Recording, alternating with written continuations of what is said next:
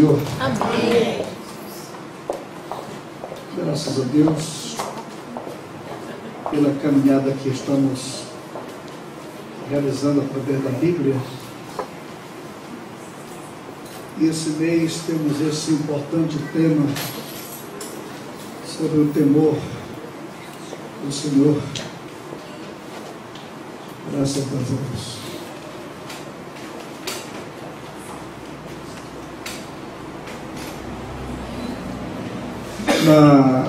No comentário passado, nós falamos sobre o temor do Senhor é o princípio da sabedoria. E vimos que a sabedoria edificou a sua casa e lavrou suas 7 colunas. E verificamos que as 7 colunas da sabedoria,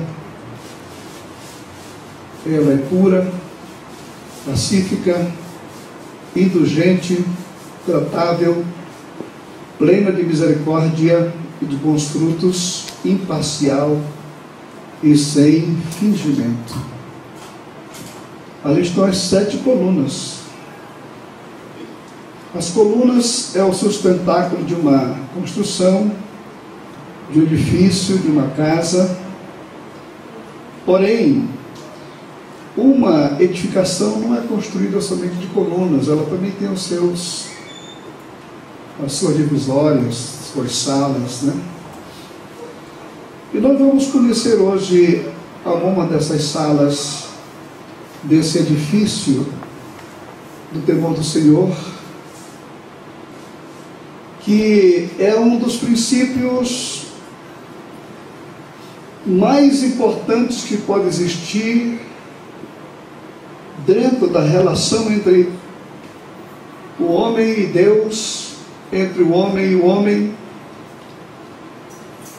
Se não existisse o temor a Deus, não existiria também o respeito ao próximo. Porque o que nos leva a respeitar o próximo é justamente o temor que nós temos a Deus, o respeito que nós temos a Deus. E esse respeito que nós temos a Deus nos leva a amar aquilo que Ele ama. E não existe nada nesse universo que seja o maior alvo do amor de Deus do que o ser humano.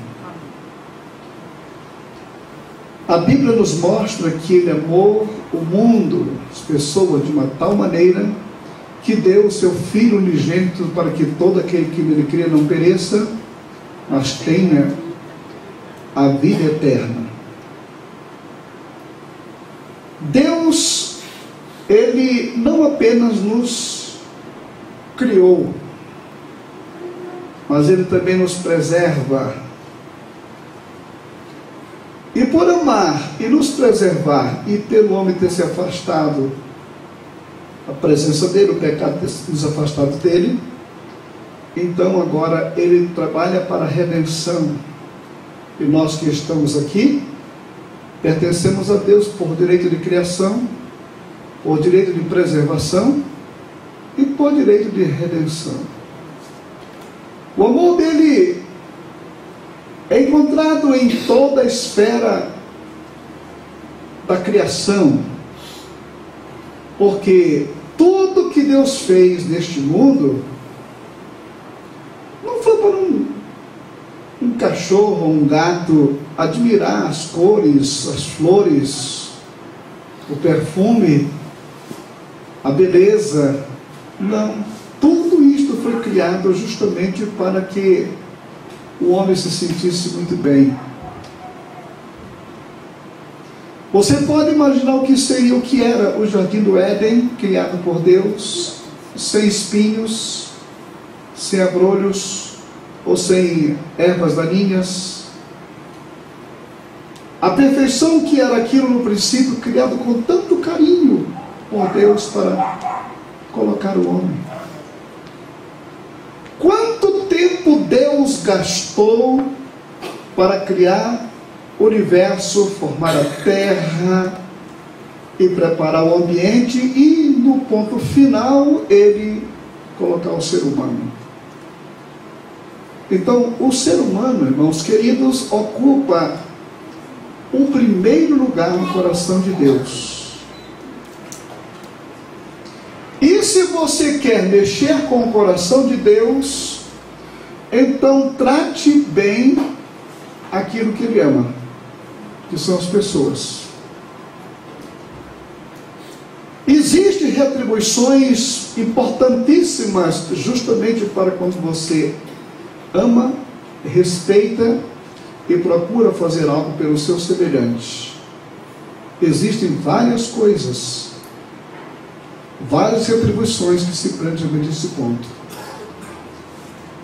Agora, o pecado, infelizmente, ele trouxe essa deformidade no coração do homem.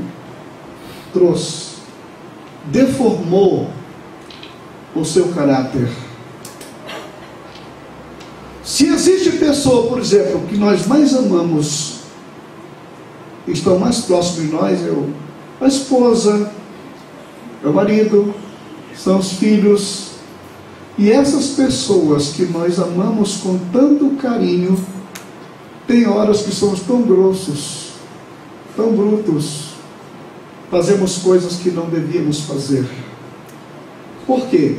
Porque o nosso amor, infelizmente, ele foi maculado pelo pecado.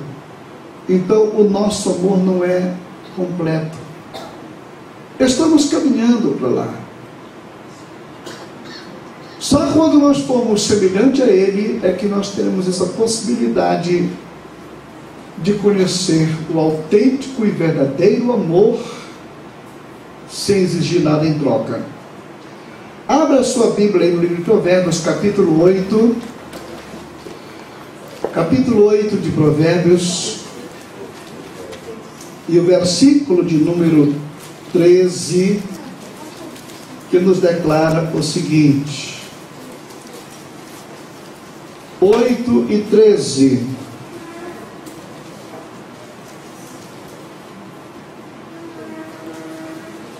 O temor do Senhor consiste em... O temor do Senhor consiste em... Vamos entrar aqui no primeiro cômodo, e esse primeiro cômodo fala em aborrecer o mal. Aborrecer o mal.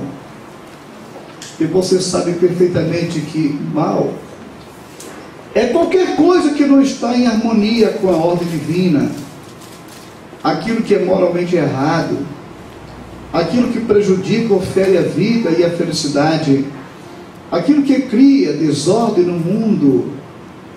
Aqui está praticamente o mal, o pecado, que infelizmente nós encontramos aqui.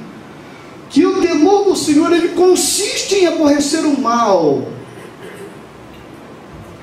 Aborrecer o mal é você não aceitar, nesse primeiro cômodo, nada que venha ferir os princípios de Deus e do próximo.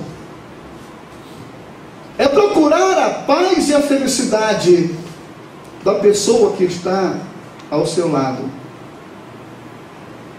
Ontem eu estava lá em casa e a Vitória, a minha netinha de 3 anos, estava lá. E eu estou na janela em cima e de repente eu vejo ela sair lá na frente, sentou-se na grama, cruzou as pernas, numa pose que só você vê, ela sozinha ali. De repente ela vai e puxa uma florzinha assim lá da grama, e quando ela trouxe até o nariz, que ela levantou a cabeça, ela me viu na janela lá em cima. Aí disse: vovô, o senhor sabe o que é felicidade? Eu fiquei imaginando o que é que uma criança entende dessa expressão que é felicidade. Ou seja, aquele momento para a Vitória, um momento de paz, de tranquilidade, ela sentada na grama com tanto gozo, com tanto prazer. Irmãos, quando ela disse aquela palavra, a minha mente foi lá no coraçãozinho dela, um coração puro, um coração sem malícia, um coração sem maldade, um coração sem fingimento. Aquilo que Jesus diz, que aquele que não se tornar como uma criança não pode ver o reino de Deus. Não pode ver o reino de Deus. Isso significa dizer, irmãos queridos, que o nosso coração, principalmente depois que nós aceitamos a Jesus como nosso Salvador pessoal, que nós fomos salvos da ira vindoura, lavados e purificados pelo precioso sangue de Cristo, nós temos toda a possibilidade agora de ter um coração puro, sem malícia, sem maldade, sem procurar revanche, sem procurar maltratar quem está do nosso lado, mas sempre procurando fazer o bem. Para que todos entrem nesse primeiro cômodo e possam dizer: vovô, o senhor sabe o que é felicidade? Felicidade, irmão querido, consiste não apenas em eu estar bem, mas é saber se a pessoa que está do meu lado, com quem eu convivo, com quem eu lido, com quem eu tenho as minhas atividades, se a pessoa do meu lado está bem comigo também. Porque eu posso estar perfeitamente satisfeito com a vida. Eu posso ser um empresário que está aqui feliz da vida porque a empresa está usufruindo algum tipo de lucro, mesmo no meio da situação que nós estamos vivendo. Mas o meu funcionário, será que ele está satisfeito também? Ou será que aquela minha riqueza representa o suor que eu suguei dele, que eu tirei dele? Não tenho nada para retribuí-lo? Irmãos, a autêntica e verdadeira felicidade consiste em você não ver o mal tomando conta do ambiente que você está, do local em que você vive, no seu relacionamento. E isso tem que estar praticamente estendido em toda a ramificação da sociedade, desde o mais alto executivo do mundo até aquele pai de família. Se nós olhássemos para as pessoas ao nosso lado, não apenas desejando o bem-estar dela, a felicidade dela, a paz dela, mas também propiciando esta felicidade. Eu tenho tudo para propiciar a felicidade dos meus filhos, da minha esposa, da pessoa que trabalha comigo em casa, lá no escritório, onde quer que eu ande. Irmão, aborrecer o mal é você abraçar a felicidade. É você sentir um clima onde todas as pessoas, elas possam aspirar oxigênio sem dificuldade. Sentir essa tranquilidade, sentir esta paz. Você imagina o que vai ser a eternidade sem essa malícia?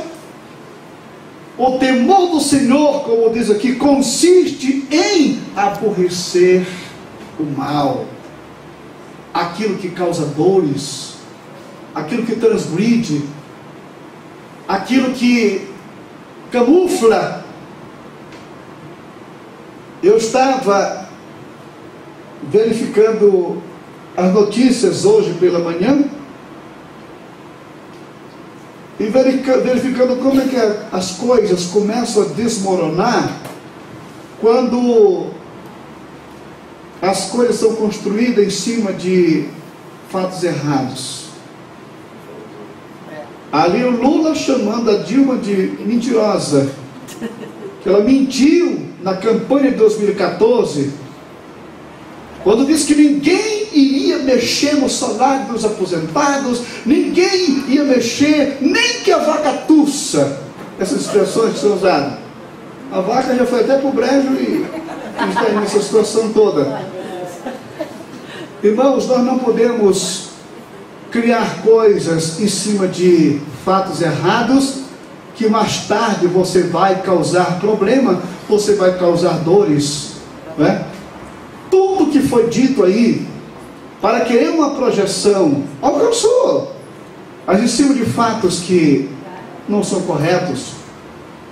Agora, quem teme a Deus, irmãos, ele visa o bem do outro, visa o bem do próximo, a felicidade. É preferível, como diz a própria Bíblia, você ficar com o mal, mas que o outro se sinta bem. Então esse primeiro cômodo fala sobre o temor do Senhor consiste em aborrecer o mal. O segundo cômodo que nós temos aí, qual é? A soberba. A soberba. A questão da soberba, que é o orgulho. O que é orgulho?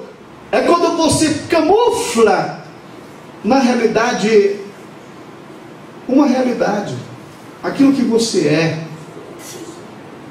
Quando você quer mostrar uma coisa que você não é. Uma pessoa orgulhosa, ela está presa simplesmente nas raias da falsidade. E nós não podemos de forma nenhuma, irmãos queridos, adotar esse sistema em nossa vida. Mas o que diz aqui a Bíblia é que o temor do Senhor, ele consiste em aborrecer o mal. E também nós temos aqui a soberba. Seja quem você é, do jeito que Deus te criou, dentro da cultura que você recebeu, você tem todas as possibilidades de ser uma pessoa correta, uma pessoa sincera, uma pessoa leal, uma pessoa direita. Não é porque nós fomos criados num ambiente pesado, nocivo, cheio de brutalidade e grosseria, que nós vamos ter que ser grosseiro, não. Existe um princípio ético no mundo. A ética do respeito, do reconhecimento.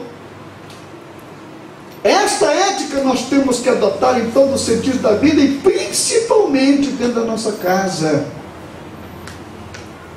O marido que mente para a mulher, que esconde as coisas, os fatos da mulher,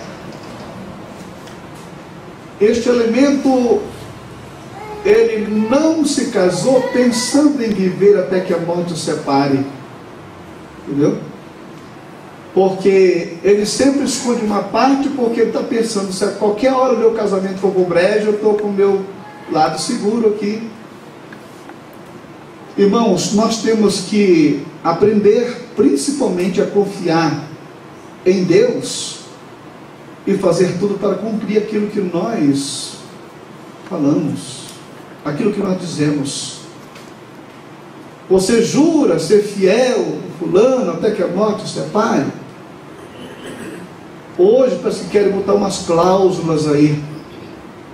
Você jura ser fiel, fulano, até que a barriga o separe? Né? A barriga vai crescer, o tamanho vai ser descartado depois. Você jura ser fiel até que as rugas não cheguem? Então, as pessoas estão querendo colocar essas cláusulas. E, infelizmente, é o mundo que nós estamos vivendo. Irmãos, a questão da soberba, do orgulho, você tem que ser o que você é, no seu natural. Agora, que o seu natural não venha ferir os princípios do outro, o princípio ético. Isso aqui é realmente o temor de Deus em nossa vida. Em terceiro lugar, qual é o terceiro cômodo aqui nesta casa que nós temos aqui? O quê? Arrogância. Indivíduo arrogante. Que suporta uma pessoa que não sabe se comportar diante dos outros? Arrogante é aquele que somente ele quer aparecer, só ele é o importante lá, o orgulhoso, é o vaidoso.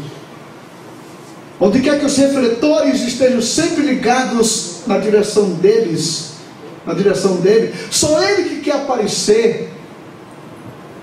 Os outros, o orgulhoso olha de cima para baixo. Nós precisamos entender uma coisa, irmão querido,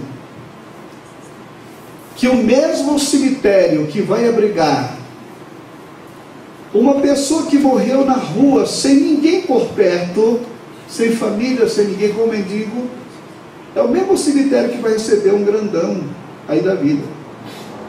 O que pode melhorar um pouco é o mausoléu, mas a terra lá dentro é a mesma, a minhoca que vai comer ele é a mesma, né? O pó que ele vai ser transformado é o mesmo, até que o separe. Quando nós vemos a palavra o ser humano, o que é um humano? O que é um ser humano? A etimologia da palavra humano vem de H-U-M. O que é H-U-M?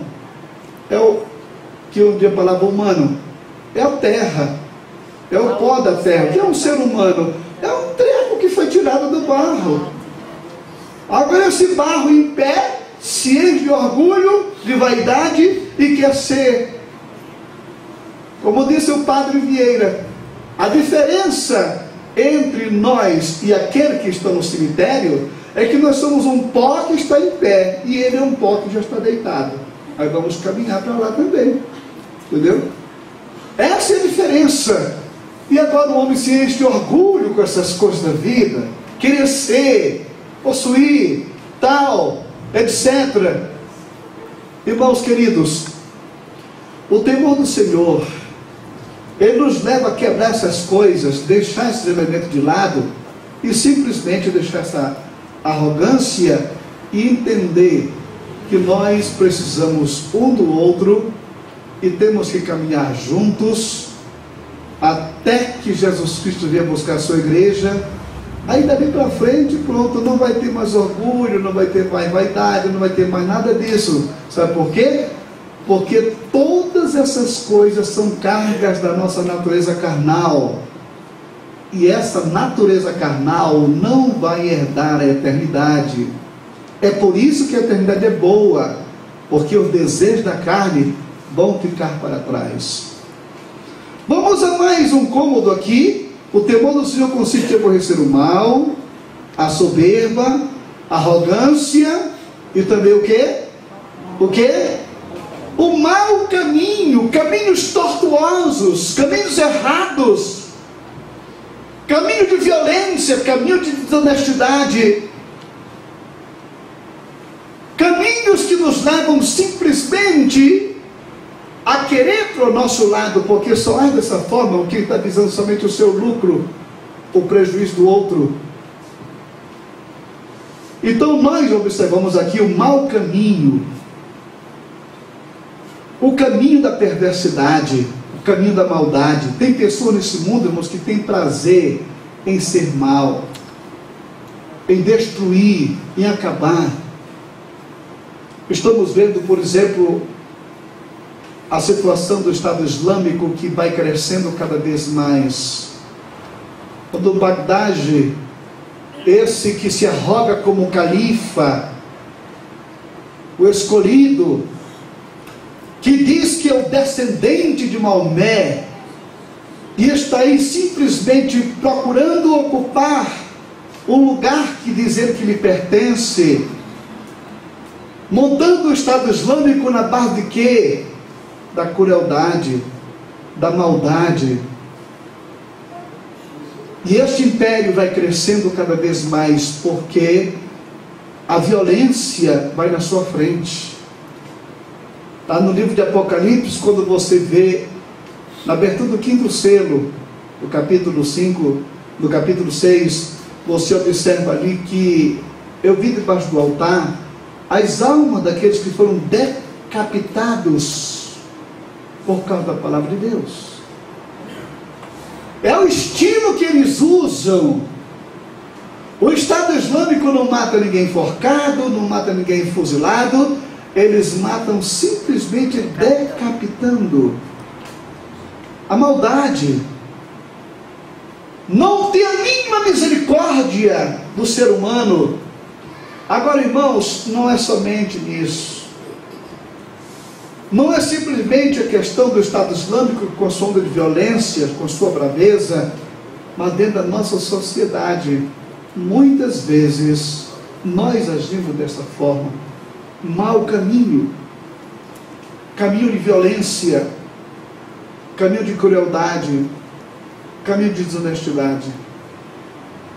Eu estive recentemente em Boa Vista, em Roraima, e fui lá visitar o meu padrasto. Está com 90 anos de idade. Ele tem 15 filhos, e a maior parte deles mora em Boa Vista, em Roraima. Todos praticamente bem de vida. E eu fui visitá-lo na beira de um rio, num casebre que chove mais dentro do que fora, no meio de galinhas e ferro-velhos. Convoquei a família para ir lá, porque precisamos fazer alguma coisa, e já tinham feito, mas o homem, ele não se dá com nenhum dos filhos, e nenhum filho quer trazê-lo para dentro de casa, porque ele tem o estilo de vida dele, aquilo, ninguém muda, ninguém tira, aquilo outro, né? Doente, com um ferimento no pé, no calcanhar, que é uma coisa horrível, uma hérnia que já estourou aí, que ele fez até um sistema lá de segurar aquele negócio, é um negócio horrível mesmo. Agora você pergunta, mas por que esses filhos não trazem para dentro de casa? Porque durante toda a sua vida, a criação dele foi na base da crueldade. Era o tipo de pai que pegava um filho pelo cabelo e sentava na parede. Pegava um pedaço de pau e batia com o que tivesse na mão. Uma pessoa de um instinto realmente cruel. Várias vezes preguei o evangelho para ele faz, mas é uma pessoa que tem um sistema dele. Ele lê a Bíblia, mas ele interpreta da forma dele. Tem uma forma toda estranha de interpretar as coisas, né? Os meninos falaram que ultimamente ele estava lá com uma mulher, aí deixava a mulher sair e depois ele saía atrás. Aí eu perguntei, por que o senhor deixa a mulher sair se o senhor vai depois atrás? Disse, não, porque o marido é o cabeça da mulher. E mulher sem marido é mulher sem cabeça, então eu tenho que ir atrás. A forma como ele interpreta as coisas é todo cheio de história. Estava lá, aí a minha perguntou, pai, o senhor não coloca o seu celular aqui para carregar? Eu coloco aqui para carregar, mas ninguém carrega ele, fica aí. Então, as maneiras como ele, né? Então, essas pessoas assim, são dessa forma, o que ele vai colher? Quando eu poderia estar agora no fim da vida, no fim da existência, gozando da companhia dos filhos, do carinho de todos, estaria uma pessoa, não que os filhos o isolem, mas ele mesmo se isola porque não sabe viver ou conviver com ninguém. Procurou que o caminho do mal, caminho errado, caminho tortuoso, vai colher o quê? Vai colher o que plantou. Quem planta, colhe. Irmãos queridos, o temor do Senhor, ele tem como objeto principal o respeito, o acatamento, o amor às pessoas que nos cercam, tá? E temos aqui mais um cômodo. Qual é? Depois de mau caminho, a boca perversa. Pessoas que abrem os seus lábios para caluniar os outros. Pessoas que com as suas palavras destroem qualquer coisa. Pessoas que com a sua forma maliciosa de interpretar o comportamento dos outros.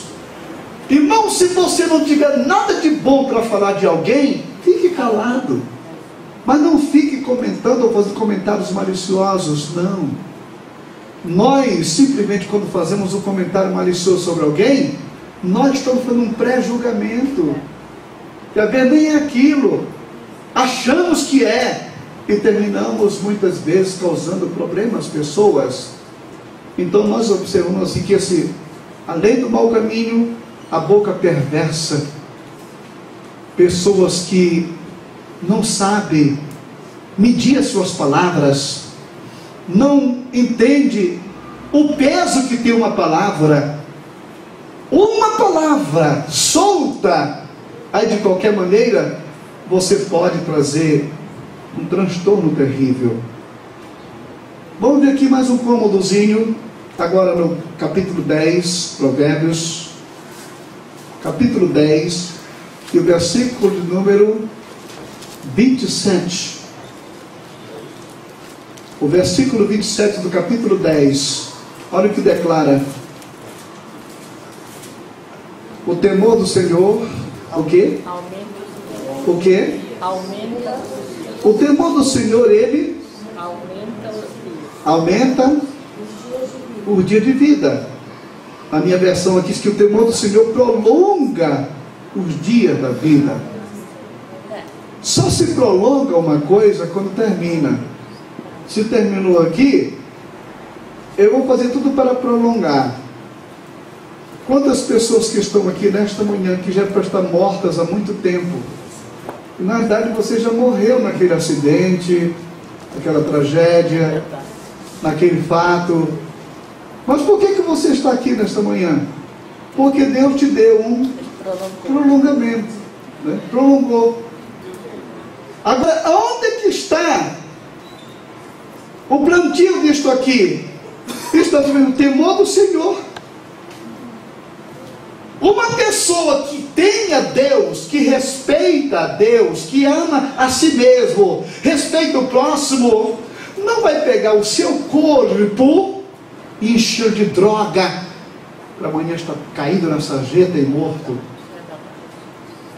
Uma pessoa que ama a si mesmo não vai se meter na prostituição, daqui a pouco está cheio de AIDS, doenças incríveis, se acabando aos pedaços por aí.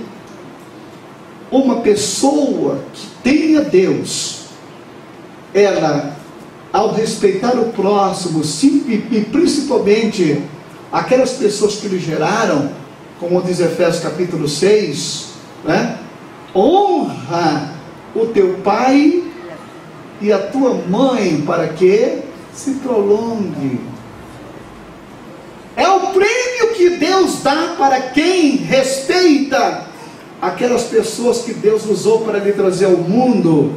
Quem foi que lhe usou para te trazer ao mundo? O teu pai e a tua mãe. E qual é a retribuição que nós podemos dar a isto? O respeito. Aquilo que pudermos fazer. Eu costumo dizer que a maior sementeira que nós temos aqui nessa terra, sabe qual é? É semear em pai e mãe. Duas coisas você tem de volta: prolongamento de vida, longevidade e sucesso em tudo. Sucesso no casamento, sucesso na vida espiritual, sucesso no emprego, sucesso onde quer que seja. É o prêmio que Deus dá para a pessoa que respeita essas pessoas que Ele usou para trazer ao mundo. Então o temor do Senhor, irmãos, que Ele faça com que você prolongue a vida.